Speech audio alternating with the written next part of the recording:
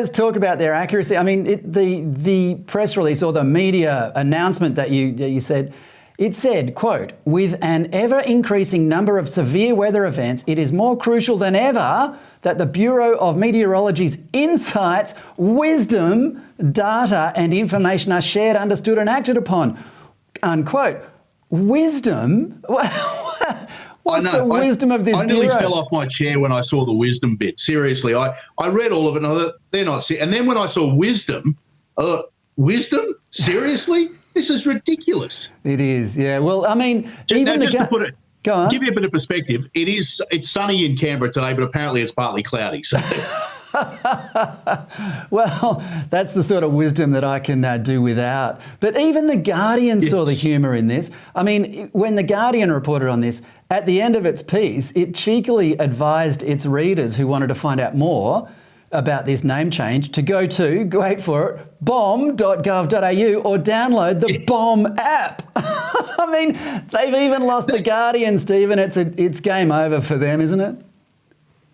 But more importantly, I mean, this is the point. And as you say, they paid a consultant stupid amounts of money to come up with this decision, but they didn't even get around to changing their Twitter handles or making sure the websites were up to date first. Somebody else has gone and registered the Twitter handles, apparently. I mean, you can't write this stuff. No, you can't. All right, well, let's stay in Canberra, but let's talk about Katie Gallagher, who most people got to know as one of Labor's mean girls. But what most people don't realise is that Gallagher rose through the Labor ranks as Chief Minister of the ACT. Now she's Federal Minister for Finance, which puts her in an interesting situation regarding a federal loan to the ACT. Tell us about that. Yeah, well, the ACT has a historic public housing debt to the federal government of approximately $100 million. I think it might be about $93 million that they're paying interest on. And for a long time now, the ACT Labor government has insisted that the federal government should waive this debt because apparently they did it for Tasmania and they did it for South Australia, and they haven't quite worked out yet that the ACT is not a state and that the federal government, when it handed over self-determination or self-government or whatever you want to call it to the ACT, also gave them a bunch of infrastructure for free that they didn't give the states. But that aside, they want the government to forgive this debt because they insist that if they don't have to pay all this interest, they can then put that money into public housing, which is sorely needed here in the ACT. Despite the fact that every bit of money they get that they say they're going to put into public housing, they actually put into a tram. But that's a story for another day.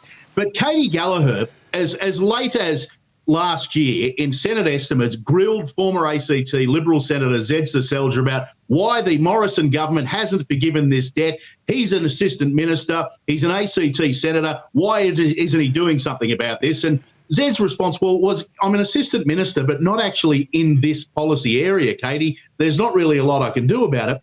Well, flip side now, Katie Gallagher is the finance minister, the person who is actually in charge of this debt. And she's now said, well, I can't do anything about this. I'm not a minister for the ACT. I'm a minister for the whole country.